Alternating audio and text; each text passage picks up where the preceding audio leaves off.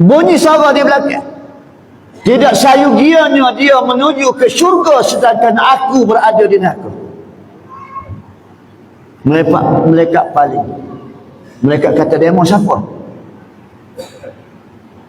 Demo siapa nak halang dia masuk syurga? Mana ada dia kata?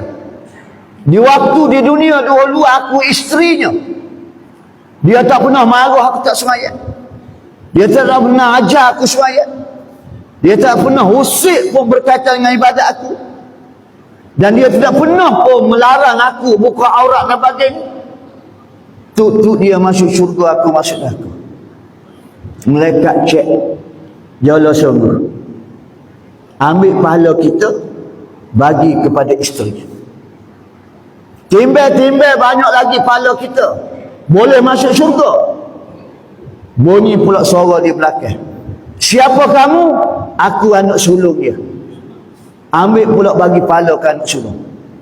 Bagi pula pahala ke anak nombor 2, 3, 4, ramai lagi ramai lah. Akhir sekali kita akan muflis di akhirat nanti.